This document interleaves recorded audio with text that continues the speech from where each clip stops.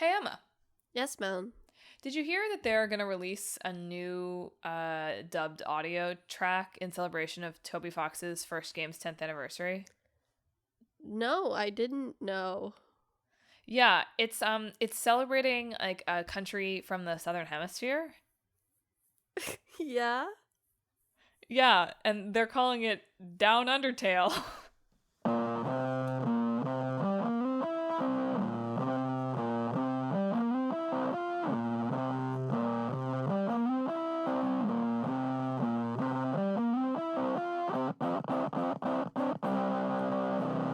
Hello and welcome to Talk This. It's dangerous to podcast alone. The host Madelyn is going to remember forever that Emma actually laughed at that joke. Madelyn. It doesn't matter how many times you reset it, I will remember that. Host Madelyn. I'm your... I don't know. I'm lost. I'm your lost host, Emma. I'm your grunting 3 times while I fall off the cliff to my death, host Emma. It's always scares me and unnerves me when you make me break from my established, what do you call it, Malin routine. And so it puts me on the back foot. And I'm not prepared, you know? Yeah. I gotta be doing it more often. Keep me on your toes. That's comedy, baby. A little bit of shift in the unexpected formula. Yeah. Speaking of, this week we're talking about Undertale. You know, a shift in the expected formula. And Lost Soul Aside. Indeed we are. Sorry, I should say that. Lost Soul Aside. Oh, right, yes. That's the correct way to pronounce titles with 3 words in them. Which will come up again later. I wrote it in my notes. I was like, oh, must say this out loud. But first, we're going to talk about a game that probably really only has 20 minutes to talk about. You probably only could talk about this game for 20 minutes. Yeah, there's not really... It was really hard to find, you know, like, sources and perspectives and stuff on this game. Nobody has any thoughts on it whatsoever. It pretty much disappeared upon... it's crazy you put this in the hat. Yeah, I know. I've been digging up really obscure things lately. So That's right, it's Undertale. The 2015 RPG from Toby Fox. Originally for Mac and Windows, but now for, you know, everything.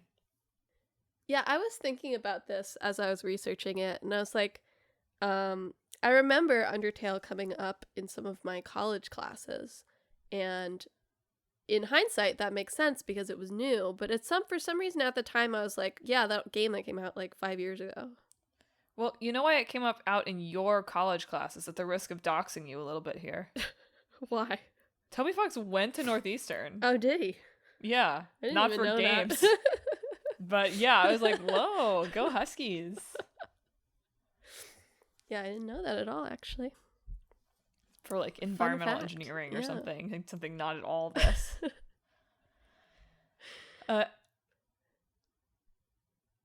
Anyway, in Undertale, you know, we're not going to just talk about Emma's college experience. Yes, I was just thinking it was funny. I was like, for some reason I thought that was a really old game around the time that it came out. Well, admittedly, I wrote in my notes because I was, you know, Undertale is praised for its narrative. I was like, uh-oh, did Undertale invent narrative? No, it's post the invention of narrative. It's after the invention of narrative, which allowed this to happen. Exactly.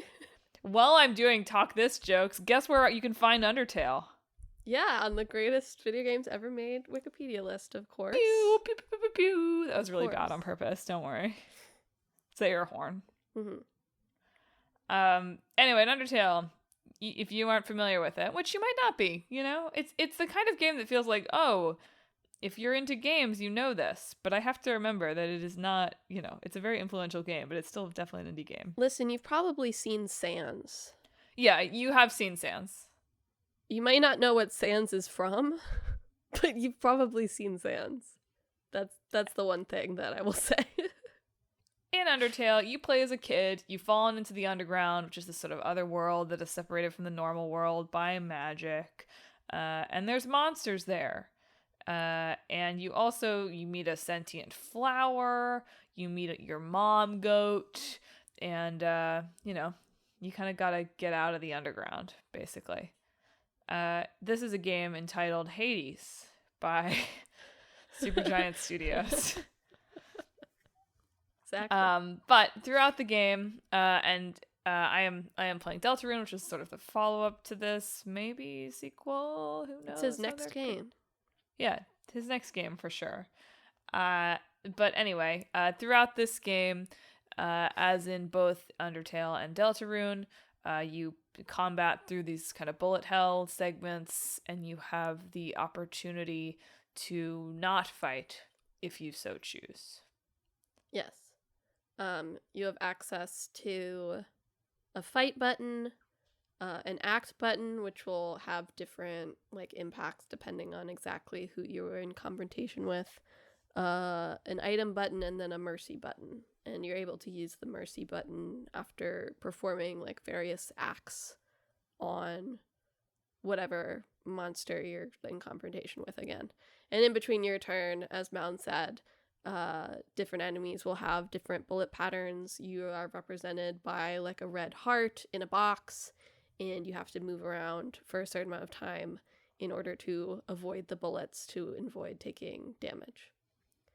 In this game, if you choose not to fight, you do not gain any experience, right? So you never get Sorry, you don't gain any EXP. Yes, any EXP. So you never get any stronger, which means that it can be quite hard to go through the entire game not fighting anyone still. But it can also be quite hard to go through the game fighting everyone. So you're kind of trapped either way. It's hard in different ways. Yes, Undertale, look, not to sound like me, right? And Undertale is still sort of a shining example of this that I think many have imitated, but not perhaps surpassed in many ways. But Undertale is so influential in being this game that, you know, not only has the multiple endings and is quite narrative based, but has sort of a multiple ending morality system, and is playing as several indie games during this time were. There's sort of a whole crop of kind of like very metafictional indie games that came out at this time. But Undertale knows that you are there playing the game, and it's got thoughts about it. Yeah. I would say that for a lot of players in America, Undertale was their introduction to this form of storytelling. Toby Fox has always been very open about his inspirations, which include like the Mother series, which Earthbound over here as well, Moon RPG Adventure, which was brought over here a few years ago now, I think. It was not available in English at the time. And also stuff like, I didn't know, he references Shin Megami Tensei a lot when it comes to like, you can talk to the monsters in that one and like recruit them in that way, which I can see where that came from for this as well. And also stuff like Brandish and all these like various games that probably most American players might not have been familiar with due to availability and language barrier. But this was highly available and ended up becoming quite popular and was like a lot of, I think, people's first introduction to a game that was like meta in some way. It hit a real sweet spot time, both of still being in an era when an auteur indie game like this, look, I know these things do still break out, it does still happen, but during that era where that was happening monthly as opposed to yearly, right? It had a Kickstarter. I didn't know that too. For $50,000. Yeah. His goal was 5. So he did a Kickstarter, but not like did is a strong word. Sure. I did not know it had technically been a Kickstarter game. Yeah. Which was funny to learn. It's surprising they don't bandy that about. That feels like something Kickstarter should be yelling about, to be honest. He basically didn't have any game dev experience. Had made some little RPG Maker mess around games, but had never made a game, was like inspired. This was weird. I was like, okay, 3 a.m. Wikipedia rabbit hole, was like inspired by a Wikipedia article about data sets or something. Like, okay, nerd. Look, I've been there. I've been on weird little Wikipedia pages. I do it all the time for the show. But like I was like, all right, sounds good, you dweeb. Yeah, at some point, semi-recently, I think, he had tweeted out some of his, like, college notebooks that he'd, like, done little doodles and notes in for making Undertale. There was originally going to be, like, a more straightforward, like, karma system with, like, points and stuff that he ended up ditching, and all this other things, too. And, like, Sans and Papyrus are, like, named after fonts. And talk in fonts, and that's sort of represented in his notebook too. So it's interesting to see, like, I don't know, he was bored during class and like doodling. Look, before smartphones, people were bored and they came up with ideas. Yeah, that's we'll never so see true. this again. Just to bring it up, because I think it's an interesting point of comparison when talking about our new game later, he's also said recently, like, Deltarune was inspired by, like, a fever dream he had where he saw the end of the game and was like, I have to make this game, but at the time did not believe he actually had the skills to make it, and so made Undertale instead, which, like, sure, yeah. Okay. I mean, it's true, right? Deltarune is being made by a team over a long period of time. He probably, starting with Deltarune, probably would have been a bad call. Sure. Again, yeah, this is relevant to later. To talk about later. And so he made Undertale instead, which, for what it's worth, seems to have been very unexpectedly popular, as far as he was concerned. Certainly.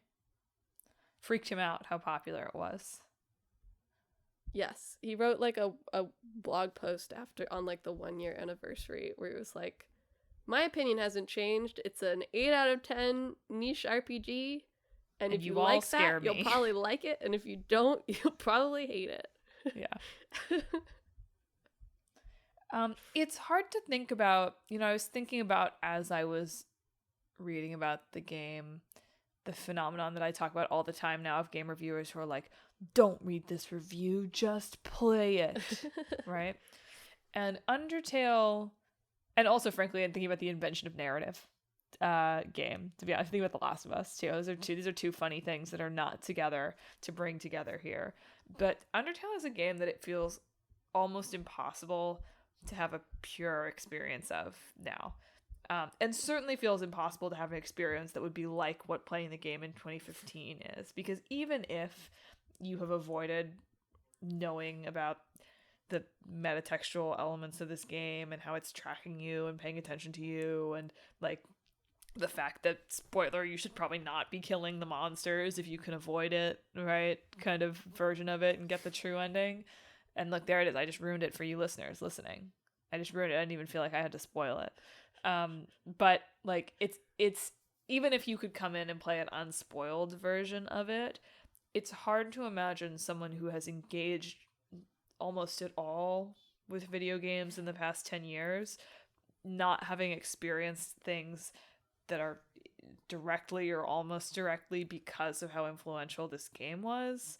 And so, as I say all the time about these old games, it in some ways feels less impressive, except that I think that most of the imitators have not achieved quite the level of, oh my god, it's in my computer and it's alive. Like, there's a little man in my computer. That Undertale, like Toby lives in my computer now.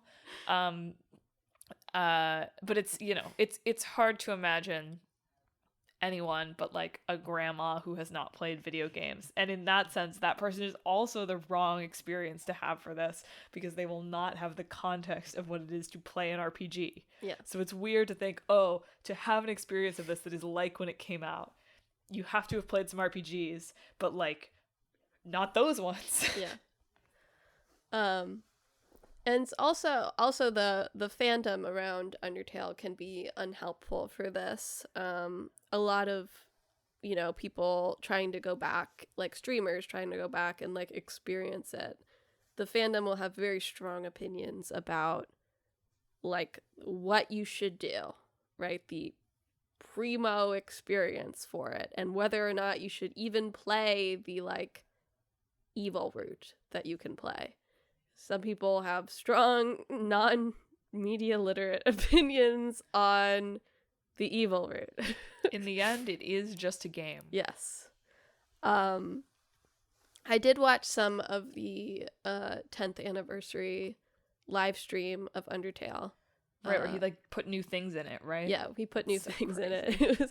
it was sort of like performance art. It was with Fangamer, and two of the hosts would always like leave when something like very new was happening, and then the guy playing it would just silently like go through the new stuff, and then immediately when he's back, the other hosts would come back in. It was very funny. Yeah. But Toby, speaking through a dog plush with text to speech, was saying that probably, in his opinion, the ideal experience of playing Undertale would be accidentally killing the first boss monster and then resetting. Which I thought was funny, but fandom like won't even let you do that, right? Has he considered that he does not understand his own game? Yeah, I know, right? Toby's tricks. Yes, Undertale did also in some ways come out not just at a sweet spot for being able to release an indie game like this and make a bunch of money, but also at a kind of like interesting sweet spot internet time, in that it was able to kind of go mega viral in the 2015 sense of like a lot of fan art, fan communities, Yeah. people streaming on YouTube, right? Like a lot of commenting, a lot of sans everywhere, but also came out at a time where it's like sort of nostalgic for a certain subset of Gen Z, such that it is also quite popular on TikTok. Yes. Now. Yeah. There's there's an interesting every day I'm sad. See, the way Super Eye Patch Wolf delivers his scripts, like, I hate it. I hate his like vocal delivery. You should start a channel and you should ask him first, and he'd probably say yes. That's like, can you send me your videos and your script and I'll re-record it. And you can have the revenue. I gotta just ask him for a transcript of his videos whenever he gives them out. No, I feel bad, but it just really, something about it was like, oh, I don't like this. But anyway, he did at one point do like a video of like what the internet did to Undertale, which was a really interesting video of like all the different like fan comics, the different like versions of Sans people have made. Part of that character is he's sort of like dimension hopping, I believe. Hence why he is so easy to create fan work out of, right? Because you can sort of put him in whatever situation you want. And also he's just kind of iconic, man. He's a skeleton in a hoodie. Good character design does everything, really. Yeah. But yeah, you can really go into depth, like not just talking about the game Undertale, but like everything surrounding Undertale that came out of like fans becoming so obsessed with it. And it's also got, you know, like you can plumb into the code if you want, and like use that to make like strange things happen or find strange things hidden within the code. There are like fun value things where random things might happen on certain playthroughs. There's like a whole like subplot around a character that doesn't even appear in the game named Gaster. That sort of stuff is the kind of stuff I go, neat, when I hear about, and then don't think about anymore. Yeah. I'm like, this is what games journalism is for. Yeah. Tell me about this. Yeah. Like, I'm like, my neat is genuine, but also I'm not interested in doing any of that work myself. I have an important question for you. Sure. Do you think that Pope Francis played it? Oh, yeah. Who gave it to him? Matt Pat? Matt Pat. Because the 2016 was the Extraordinary Jubilee of Mercy, which is kind of what Undertale is about. Yes. If you play it correctly. Sure, yeah. And yes, he gifted it to Pope Francis. What do you think are the odds? I hope so. Or maybe I think he for had Pope Francis, a the odds are almost zero, to be Yeah. honest. What is the current Pope's name? Pope Chicago. You're right. Sorry. I think I'm thinking of the Pope before him. Was it not Francis was the Pope before him? Am I wrong about that? I thought, wasn't there one other guy before Pope Francis? There was at least one other guy before Pope Francis. Thinking chronologically. Sorry, that's not what I meant. Okay, hang on. List Okay. of popes. I really thought there was a pope between Pope Francis and Quick New American pope break Pope. while we look up the popes. No, I'm wrong. Okay, I take it back. I think it's Pope Francis was kind of cool guy, sort Yeah. of, in some senses. Coolish. So I think the odds that he played it might be 1/3. Catholic cool. Catholic cool. Maybe he had I one of think his that- little sub priests play it for him, and he like watched. I think that probably Pope Leo had played it previously. Yeah, probably. Like, I think that probably and if he got to the Vatican as a little pope, I assume the popes all live in the same place. And he saw, like, oh, there it is on the shelf. Maybe I'll Yeah. play that again. Maybe I'll see if what the choices, what it remembers about Pope Francis. That would actually be kind of funny if we were talking about, like, the Dalai Lama instead of the Pope. Because it should carry over. Do you think the Dalai Lama has played Undertale? No. Anyway, back from Pope break. Undertale is a big phenomenon for what is a pretty short game, actually. So I hate to say it, but the Google AI thing, which I don't support, but I should have hit -AI and I didn't, says that based on public available information, there's no evidence that the Dalai Lama has played the video game Undertale. okay, thanks Google AI. I'm glad for your opinion on that. Yeah.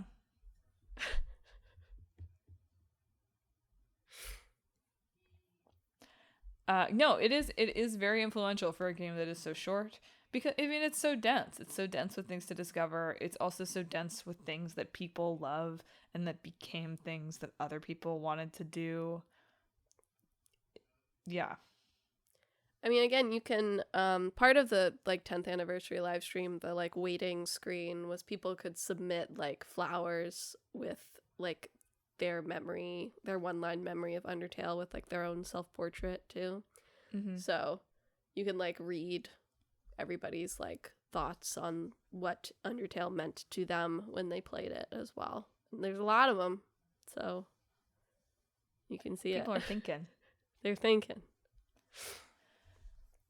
No, it's a thought-provoking game, and I'm still thinking about playing it before the end of the year. I mean, I assume that it will be important to have played it for Deltarune full enjoyment purposes at some point.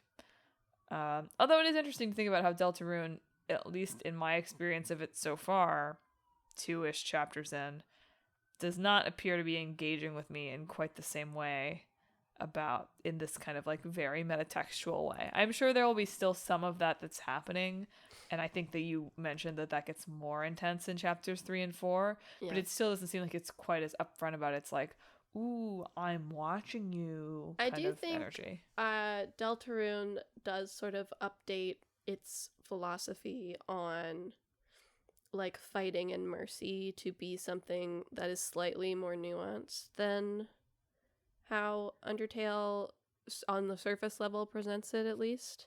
Mm-hmm. Like at the end of chapter 1, it's pretty like trying to have mercy on the boss of the end of chapter 1 in Deltarune is actually the wrong call, really.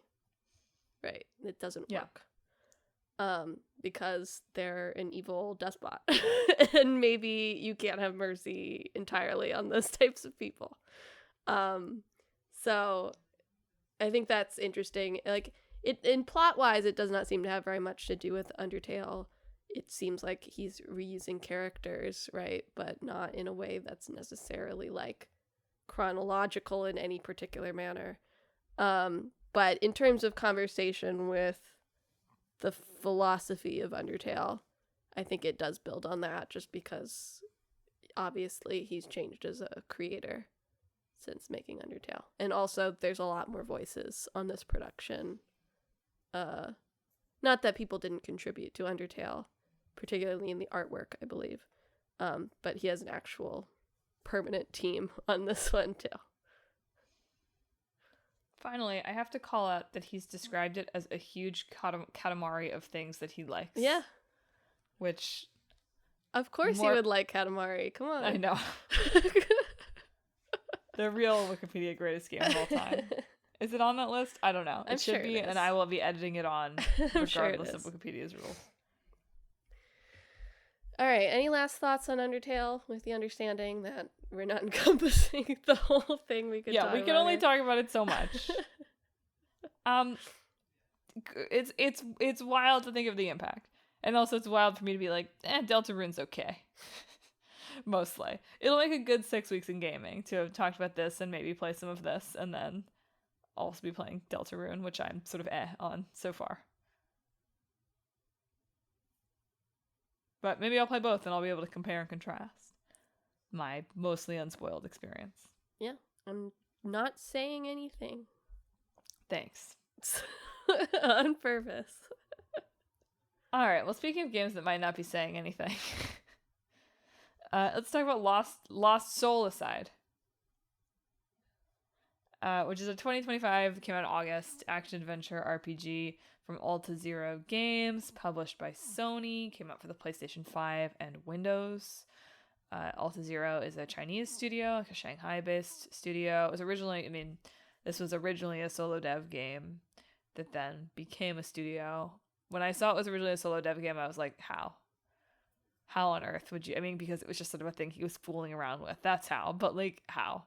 But it's one of the first games that was supported as part of Sony's China Hero Project, which was a program that they have to try to support Chinese developers for consoles. For PlayStation specifically. Right, but the console market in China is kind of weird. Yeah. They also have the China Hero Project was their first one. They also, I believe, have an India Hero Project and a MENA Hero Project now as well. But this is the first one. The China one is the only one that I think games have come out. And as you said, this was one of the first ones to receive benefits, but not one of the first ones to come out. No. I didn't know that game consoles were banned in China for like 20 years.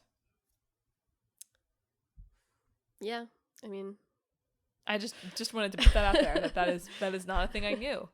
So I thought it was I was like, interesting. Like there's like a decent amount of kind of Chinese studios now that are putting things out. Like interesting that that's something they were sort of supporting specifically when that's such a huge games market in its own sort of semi-specific way. So it's interesting to me to be like, oh. Like, actually, they don't know what a PlayStation is. They now do, but, like, they weren't allowed to have these. Yes, they are definitely shifting priorities over in China and very much supporting more high-profile console development now. Yeah. Which is probably why you're seeing a lot of Chinese games coming out. So Lost Soul Aside, yes, as we said, was originally a solo project by Yang Bing. He was, like, a grad student. He really liked Final Fantasy 15. Specifically, he really liked Versus 13. He also did some tweeting about Final Fantasy 15, though. Sure, but I remember he was like, hearing if you didn't like it, screw you. I don't think he disliked it. I remember hearing like and you can see it, right? If you look at trailers for Versus 13, which was slightly visually distinct from the way that 15 turned out, there's some of that in there, right? But specifically, he really liked Noctis's like warp strike, I think, which is where he teleports essentially, which is still in 15, but slightly different. So he released a lot of stuff like by himself on his YouTube channel of like things that he'd made, like single levels or movements or boss fights or whatever. And I guess it doesn't seem like he was constantly working on it, right? I think he had a couple of collaborators at the time too, but eventually drew the attention of Sony, which put them on the China Hero project, and then eventually became the publisher for it as well. So Another example, by the way, of that time period where, oh, you could put out a cool trailer on YouTube and Sony would be like, we'll make the game. But yeah, another, I brought up the idea that, like, of Deltarune being, like, a dream game for Toby Fox that he decided he wasn't experienced enough to make. That's sort of what this is like a dream game that, Yang Bing did not have a lot of experience and was attempting to take on making a very big, high-profile type looking game, right? It certainly looks AAA on first glance, even though it is very much not. And it came out about how you'd expect, which is 5 out of 10. Yeah, acceptable. Yeah. Playable with enjoyable parts, even. Yeah. So it's like a kind of a hack and slash Bayonetta or Devil May Cry kind of esque combat situation with unfortunately almost every review I read made almost the exact same joke, which was the like, we have Noctis at home. Yeah. Kind of Final Fantasy like situation. Extremely funny, like, considering I don't think people even liked 15 very much when it came out. I know. I'd have to recheck the critical reception. I don't remember, but yes, like one article title was like legally distinct Final Fantasy 15. So a lot of those similar kind of reheated jokes, but people, I'll do Madelyn's lore corner here. Yeah. But people generally on this game were like, the combat, at least eventually, some of the reviews too were like, I don't know, the combat gets good a few hours in, but we're kind of used to games with these genres feeling good right away. Yeah. And like that's a little rough too. But it sounds like boss fights and like some of the combat quite fun, some of the other combat and story and puzzles and whatever not so fun. Yep. Anyway, with that lovely little disclaimer, in this game, you play as what the internet has assured me is pronounced Keza, or Kazer, if you're just going to read it. And you are trying to save your sister Louisa, as well as all of humanity, from the Void Racks. So basically what happens is you and your sister are orphans during a war between the Empire and the Kingdom. They have names, but whatever, they're the Empire and the Kingdom. And you're members of a resistance group called Glimmer, aka Avalanche. And so you're like doing a resistance action when all of a sudden these invaders from another dimension, the Void Racks, show up and they start ripping people's souls out. Interesting, the parallels there with Undertale too, actually, huh? Not that there are like aliens, but the souls thing. They steal your sister's soul, so you've got to save her and like might as well save humanity too. And so you spend the game through various twists and turns, ultimately kind of looking for 5 soul crystal fragments. Very RPG here, right? At the same time being pursued by like the armies or whatever of these nations. And eventually you find the 5 fragments. You become uneasy allies with the Imperial army, but then the Emperor uses the fragments to become super powerful. You kill him, and then you kill the leader of the Void Racks and you free the souls from the Life Nexus, which I can't hear the word Nexus without thinking of the internet funny joke, like, don't create the Torment Nexus. Yeah. But there was so much like RPG fantasy jargon in the synopses that I read that it's rough. I know that the RPG fantasy jargon, there are plenty of games where I like it. Yeah. But it's hard sometimes to just read it. My eyes kind of glaze over when I'm like, oh, Sure. What's the silly name of the thing? The Life Nexus. Okay, sure. Yeah.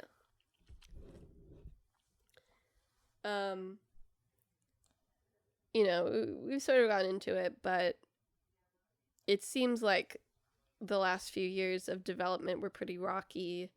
Sony sent in a fixer team essentially at some point to do like story work, and I really think it was just like, this needs to get out the door, right? Yeah. Which in some ways is understandable, and in some ways feels like a bit of a shame, right? But like, were they ever going to finish it if Sony didn't send people in to help? But there's also some controversy with one of the people working on the game, who was let go before these comments like became public, for what it's worth, or left the company before these comments became public, but really was not fond of Sony coming in, said some vaguely racist sounding things, which seems to have hurt the reputation of the game in China as much as over here as well. And just seems like there was some level of tension between the team working on the game and Sony coming in, and ultimately just seems like the last few years were probably a bit of a mess, and they just wanted to get it out at a certain point. Look, difficult couple of years to live in China there in the midst of this development time. Yeah. And to develop video games anywhere. Yes. But I sort of can't imagine what it must have been like given the kind of lockdown situations that happened there relative to what that was here. Yeah.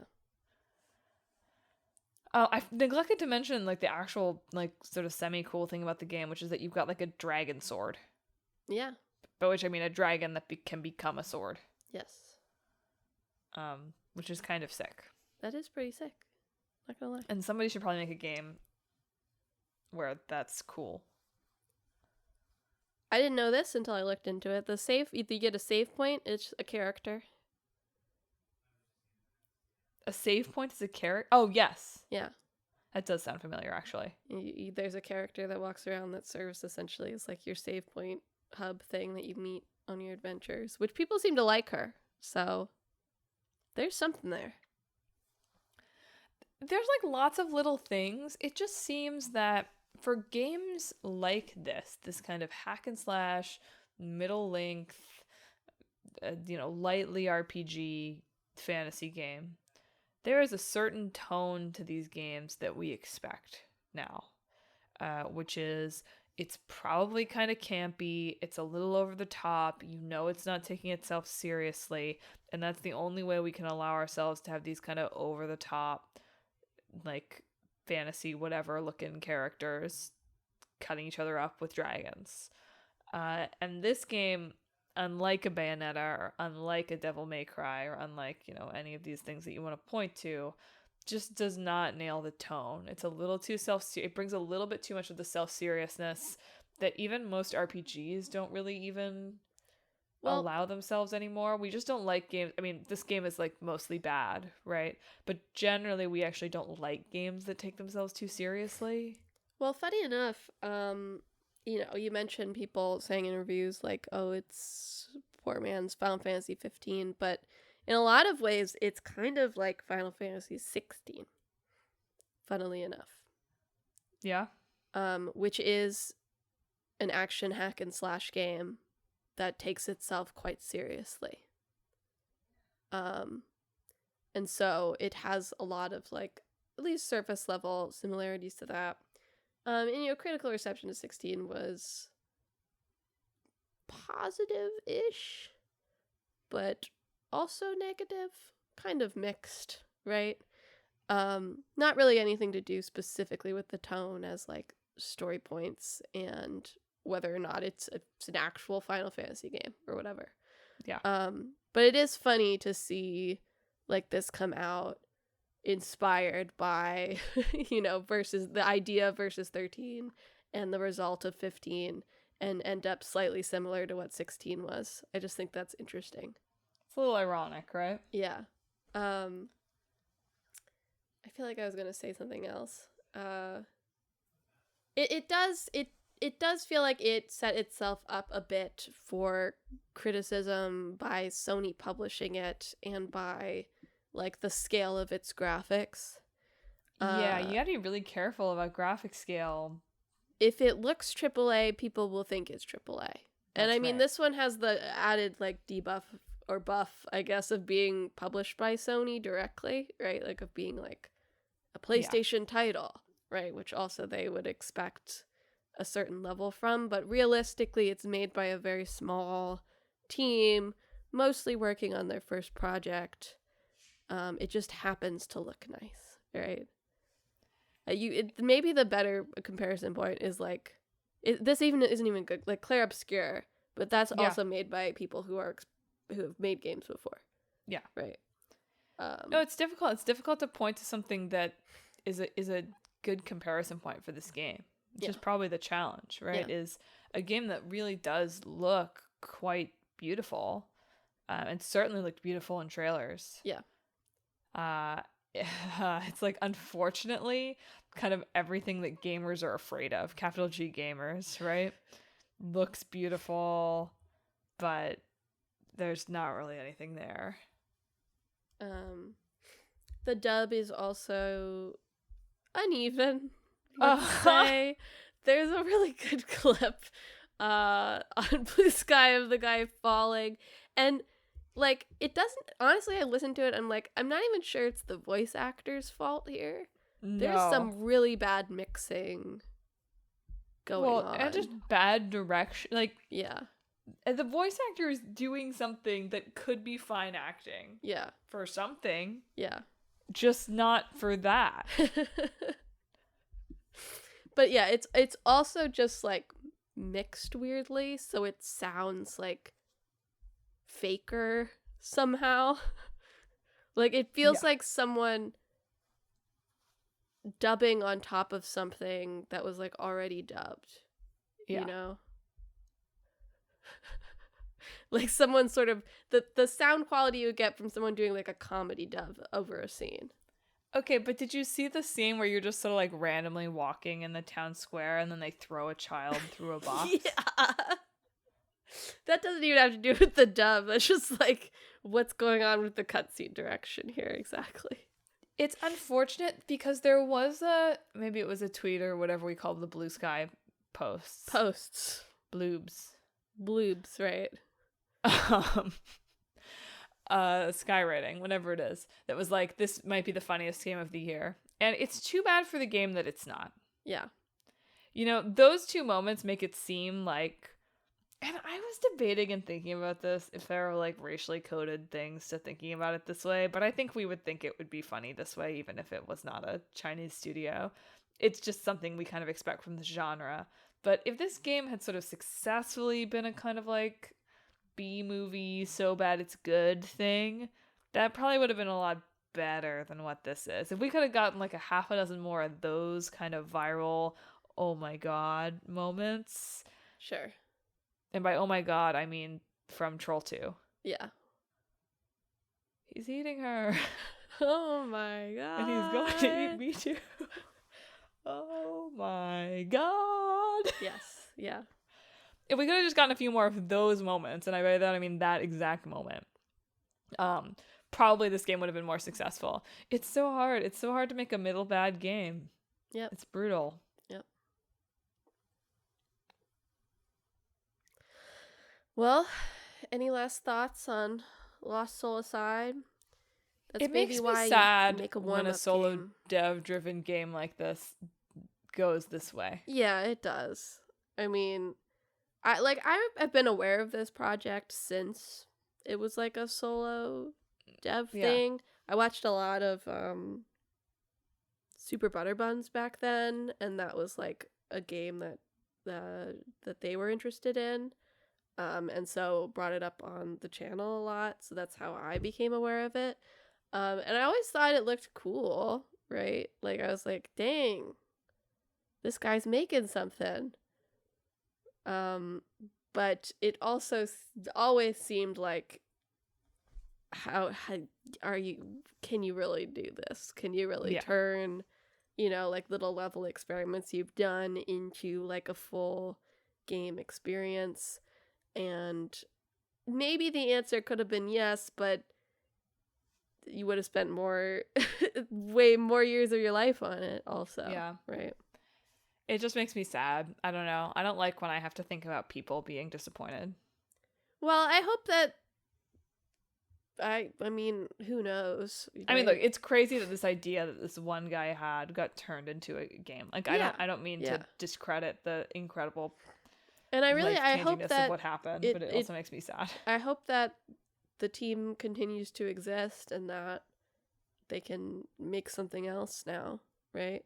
Yeah. And maybe take the lessons that they learned working on this and make something cool next, right? Because this has a lot of cool ideas. I don't want to like say No, there's it just nothing doesn't in here. come together. Yeah. But that's okay. I mean, it's not okay. That's a bad game. But, you know, be interesting to see. We don't let people make games twice anymore. You know what I mean? So, we'll see. I was like, I don't know about this case because obviously China's economy is going to be different than our economy. Mm-hmm. They seem to have plenty of money for games over there, so we'll see. We'll see. Okay, mashup time. Gotta be kind of solo dev driven, so I'm just gonna let you do it. Hey! No. I can come in with one sprinkle. Both of them had collaborators, okay? Okay, I'm kidding. That was just a joke. Okay. It has to have something to do with souls, right? Souls, Sure. big thing here. Sure. What do we have anything else in common here? I mean, RPG. Yeah. True. Sword. I guess I don't know what you have. Should Do have you a notable sword in Undertale? inspirations from other games. Sure. Yeah. Right? It needs to have a clear influence, which it will because it's a Because mashup of it's these based two games. on these two. I was like, can we come up with a mashup that seems notably influenced by maybe two other games? Great. That's why I wanted to be a solo dev. Funny. Like Devil May Cry, but the sword knows what you're doing. The sword transistor. Like the sword is constantly like, oh, like transistor, you tried that but again the to sword get the is SSS judging rank, you at all but times. No.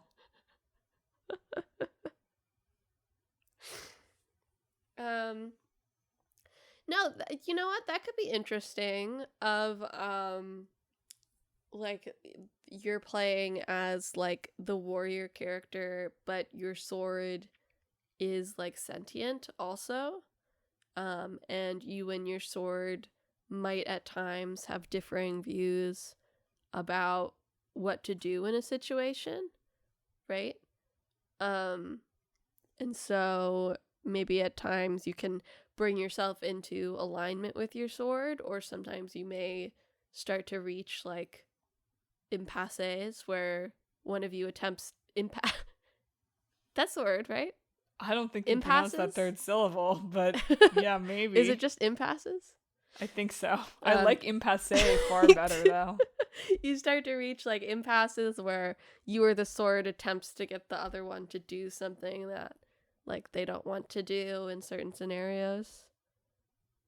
I think that's interesting, and that, yeah, over the course of the game, the choices that you make impact that relationship or the other choices you have or that sort of thing. Yeah. I mean, it now in 2025 feels a little trite, but people don't like the talking equipment a lot of the time. So. Yeah, I would like the sword to give Clippy vibes. Ideally. Like the choice of like kill him, don't kill him, and when you like click on don't kill him, the sword pops up being like, actually, did you know? Green underlines it. Consider revising.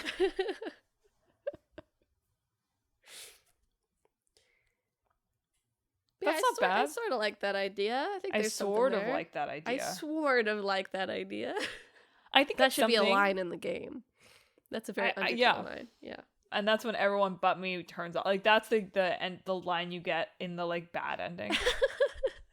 They're like, we're gonna subject you to just the most unsatisfying pun. Yeah. And that's it. That's the end. Yeah. So you'd say this game is gonna be on the cutting edge. Yeah, of exactly. Yeah. graphics too. Yeah. Also, Sans is there.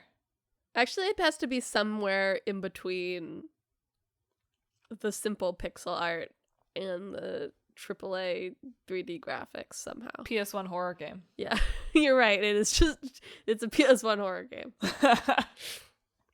Honestly, kind of would work with the vibes, I think. It's metalwork, though. I shook my head. Good. Things are back in alignment. Any other ideas? It's hard. Every game is Undertale already. I guess. I don't know. I think it's not. But so many games are already kind of Undertale that it's hard. Sure, yeah. Also the voice. Okay, I mean, like the other. I guess you could do like an Undertale type game, but like the voice, it's like a B movie, right? Like the voice acting's really bad. It's like trying to do that thing, but it's like it. the game is like tracking your actions, but it's doing a bad job. Like like characters are referencing things you did last time, but like you didn't. That's not what you did. I actually think that could be fun. That is fun. I like that. It could not be a very long experience. No. I don't think that joke would be funny for more than a couple hours, probably. But I think that there might be something to the like, oh, like the game knows you're there, but like not well. Yeah.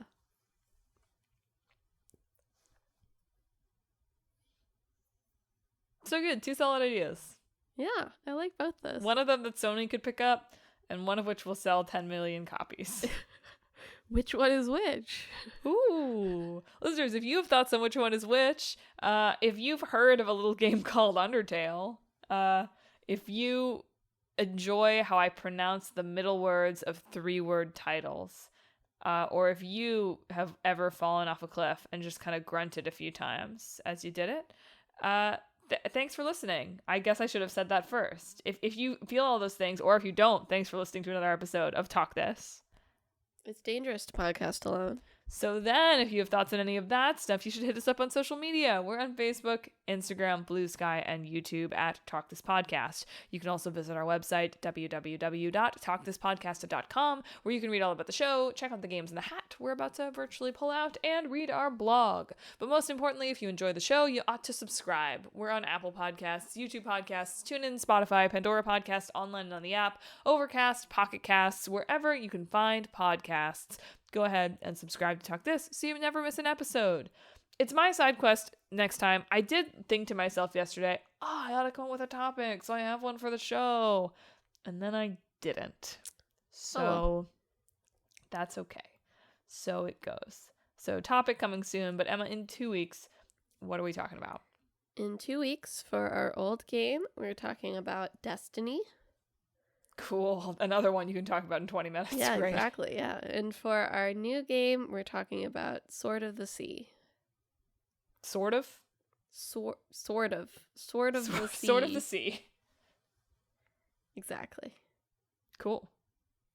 I like literally almost said a joke for that out loud. I need to write it down so I have it for 2 weeks from now.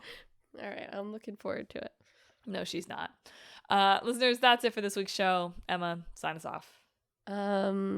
This week, I hope that all your dreams come true in a reasonable amount of time.